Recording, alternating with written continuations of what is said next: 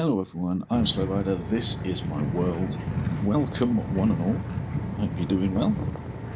This week is a voiceover video because I haven't been able to get on the mic and record this. Yeah, it's kind of an update, sort of. So you got some old footage, well, not old, but recently recorded. Whilst I talk about the subject today, which is the Beeline Moto II. It's a device that I really like, to be honest with you. I know it's not everyone's cup of tea, and some people will prefer the CarPlay systems and whatnot, which can be picked up now a lot cheaper than the Beeline Moto II, but yeah, a couple of things to talk about. First off is a very recent announcement. They've got two new versions, a Moto II Classic and a Moto II Anniversary, and as far as I can tell, basically it's a different material on the top piece of the device, and it's 220 quid, which is £40 above the basic unit price. I don't really see the point in that, other than it's a little bit of extra profit for them. Maybe the actual price does cost a little bit more to produce, but it just seems like a, hey, special edition, come out and buy it for a higher price kind of thing, which I don't really like. Don't like that sort of thing. I prefer they actually came out and made a better version, or updated something and said, hey, you know, these fixes have taken place or whatever. Their announcement was somewhat spoilt, however. They were doing this whole sort of reveal online, and sort of, oh, you know, what could it be? You know, let's have this buzz about it, and you know, you guys talk about what you think we're going to come out with. And apparently, some shops put out some pre-orders, which basically told everyone what they were, which is disappointing for them. But yeah, oops. But I don't really want to focus on those two new devices because they are basically just the same device with a different cover on them and more expensive. I really don't think they're value for money. I think the basic one, 180 quid, is probably a little pricey. I've said that before. But £220, no. I think they're pricing themselves out of the market at that point. But one thing they have done, which I think is good, and they did it a little while ago, but I haven't had opportunity. I haven't wanted to use it, to be fair. I might go out and give it a test ride at some point. They have made audio turn-by-turn descriptions part of the free package, so you don't have to get the paid-for version of the app now. You can get it for free. And the way you switch it on is when you start up your route in the app, you have a little icon on the screen which is like the sort of like a volume button, basically, and it's got a speaker with a line through it, and you press that and it'll bring up a little menu to ask you what version of audio you want, whether you don't want any audio, whether you want beeps for when the turn changes, which is interesting, very interesting idea. I might try that one, or whether you want the full audio description. And obviously to turn it off, you press the same speaker button and you get the same menu coming up, so you can change it into whichever mode you want to do. So yeah, I'm probably going to give that a try at some point, but at this point, say I've not been out that recently to get some time to actually try it. And there is a reason for that as well, which is probably the main point of this video. It's not great. My Beeline Moto II device stopped working, basically, whilst it was on the road going down Thomas Cafe, and it maybe lasted 10 minutes into the ride. And then it shut itself down. It disconnected from the app and shut down completely. When I had a chance to sort of pull over, because I was on the motorway at the time, when I had a chance to pull over and have a look, I couldn't get it restarted. So it's a good job I wasn't on a complicated ride or going somewhere I didn't know. Yeah, it had full battery. I say it'd been on maybe 10 minutes, so you know, there's not running out of charge or anything like that issue. So I got it home, put the charger back on it, nothing doing. When I put the charger in, it briefly switched on and then switched itself off again. Maybe 3 or 4 seconds, something like that, not very long at all. So I had to look at how long I'd had it, and it was about, let's say, 16, 17 months I've had it now, so it's out of its basic warranty for a year in the UK. In the EU apparently it's 2 years, and I probably could have got it replaced. I went to the Beeline website to see if they had any handy tips or anything like that, what it might be, and I went onto their online chat thing, which it turns out is an AI bot, and that can't do very much. It can either tell you to essentially, it'll ask you to upload a video of whatever's happening, and it'll ask you what's happened, and then it'll say if it's in warranty and you did buy it from us, go to the people you bought it from, and if it's in warranty and you did buy it from us, then go through our warranty procedure, and if it's longer than that,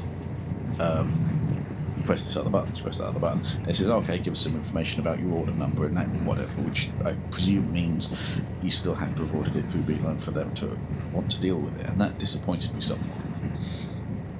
Now, there is a Beeline Moto user group on Facebook, which is unofficial, as far as I can see. It's just people who've got the device who want to learn from each other or share ideas or rides or whatever, the usual sort of Facebook group thing. But I know people had asked questions on there before, so I went onto there and asked if anyone else knew what was happening. I sort of explained what was going on and said, been on the chat thing on their website, and that wasn't particularly helpful, and I don't really want to shell out another 180 quid for another one. And there was a couple of people who said, no, email them. Don't go through the chatbot thing, email them. And a couple of other people had said, no, this has happened to us, because I put up a video, and they said, yeah, no, this happened to us as well. One of them basically said he junked it after that because he didn't think it was worth it. Another one said he had contacted Beeline and they had replaced it fairly quickly. So I thought, okay, well, we'll give the email thing a shot. So I wrote out this long email, exactly what had happened. I'm not particularly interested in paying another 180 quid for it. And it's a shame because I think it's a really great device. And I got an AI email back. And through various emails, I had to go through the whole story again, provide the video again, and that kind of disheartened me. But it got to the end and they said, okay, one of our customer service team will get in contact with you.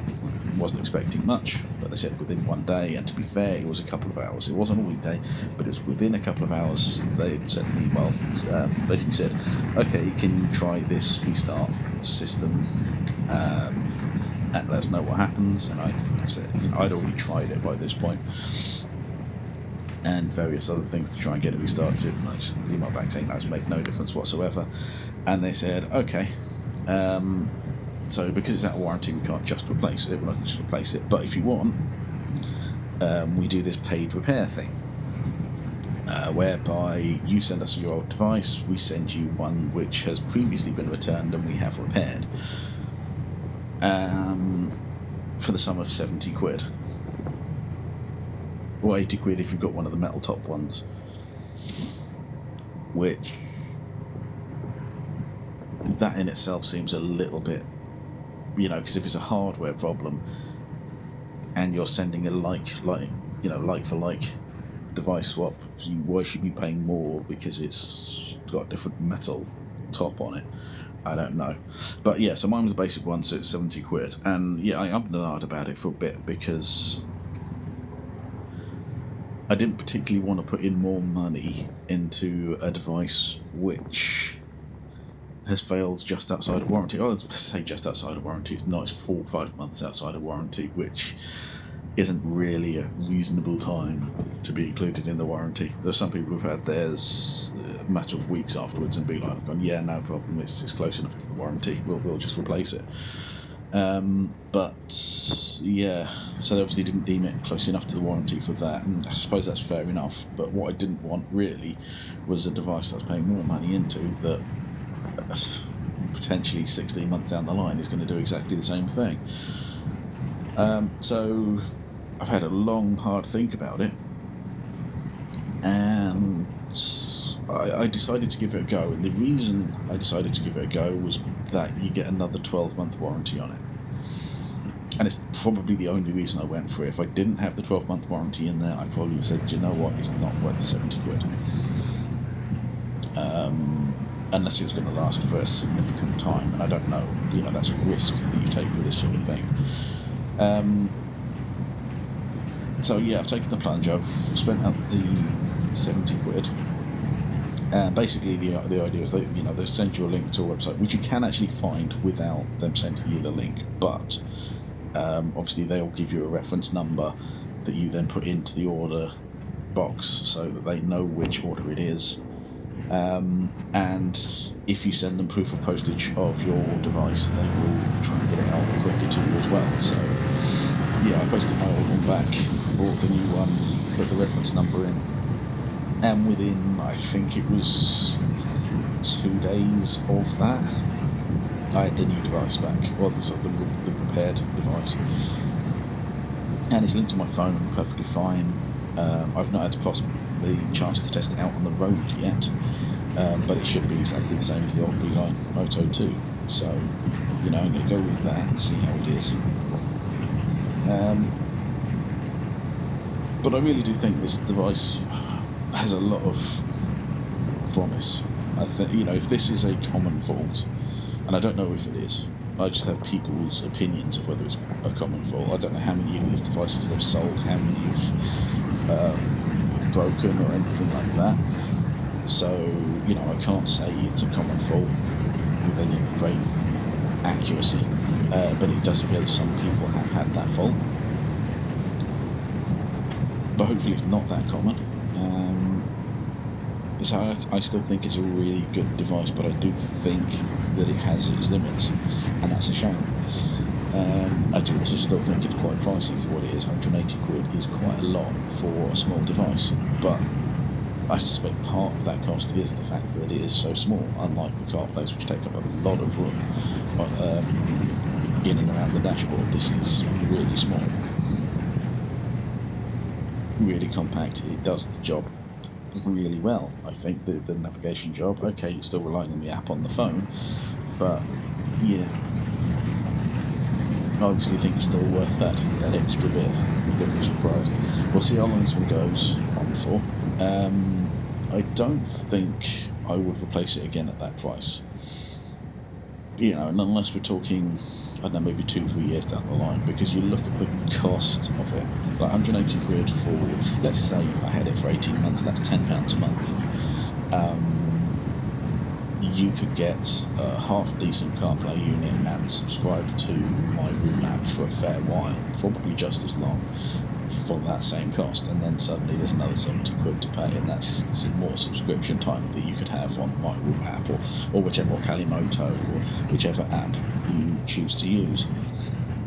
So yeah, there's that.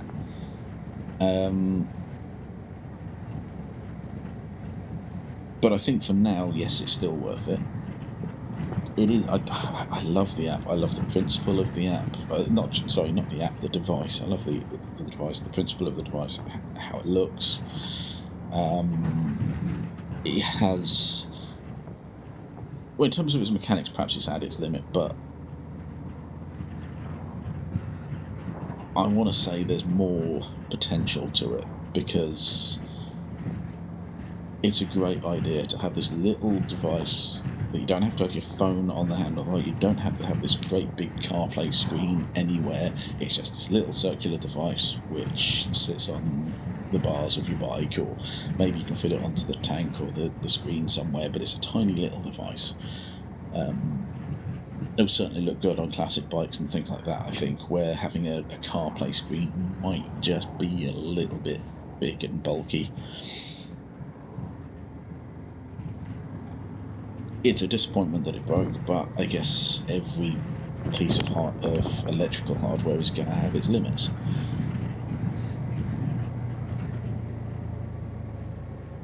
It's just a question of how long they're going to last.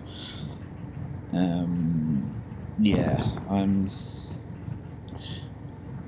disappointed would be a fair way for me to put it, I think. Disappointed that it broke, but we'll see how long this replacement goes for. Hopefully it's a while. I would like it to be at least a couple of years, to be honest, if not longer.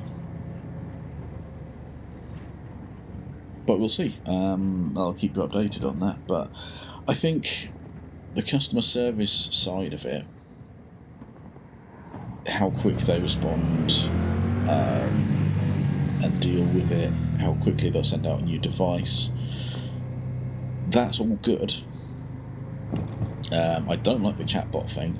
I mean, I guess they're kind of filtering out people who have a simple complaint or a simple issue that's fixed by reading the manual or the FAQs on the website or something. I get that.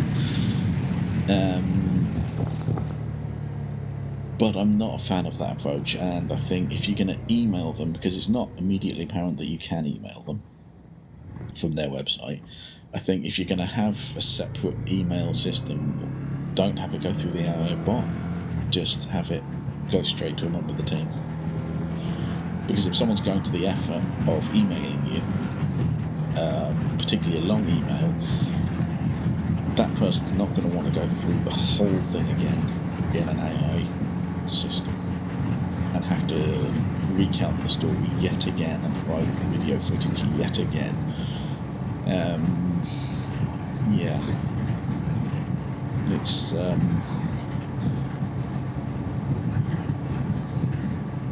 little bit annoying, if I'm honest, having to go through that process. I don't like that. I can understand them sort of going, well, this item's out of warranty, so we're not just going to repair it for you. It'd be nice if they did. I also think £70, I don't know, can it really cost that much in labour time to repair the device? Probably not. It's like an hour's work on your motorbike, at a garage. Maybe.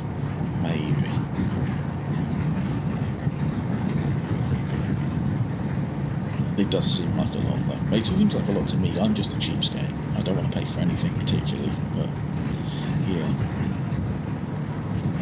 We'll see how long this one lasts. But I do stand by this being a great little device. I really do. I wouldn't have got another one. I wouldn't have got this with the repair device if I didn't think it was a good device. So, yeah, I think we'll go with that and say, yes, it's still worth it, but it is pricey, and there is a chance it will go wrong. It's not so bad, I guess, if it goes wrong within the warranty, or maybe just slightly outside the warranty, because you'll get another one for free with probably a full warranty again on top of that. I am glad that mine has another 12-month warranty. I just hope I don't need to use it. Yeah, there's the updates basically. So I've got another one. I know Calm Biker is a little bit miffed at the Moto 2 as well because of the lack of audio description. So hopefully now he's seen this and he'll know that he can have audio navigation and he doesn't have to miss any more corners. I think that was his issue. There are some people who have to have audio navigation, otherwise they can't use a device. I'm not saying Calm Biker is one of them, but there are people like that, or they perhaps rely too much on it. But now you have that option. Now you can have the audio description or just audio beeps in your ear when there's actually a change, as well as the little flash of light on the actual device. Anyway, that's nearly 20 minutes, isn't it? So now we'll call it there. Thank you very much for watching. I appreciate your time very much. Until the next video, be good humans. Ta-ta for now.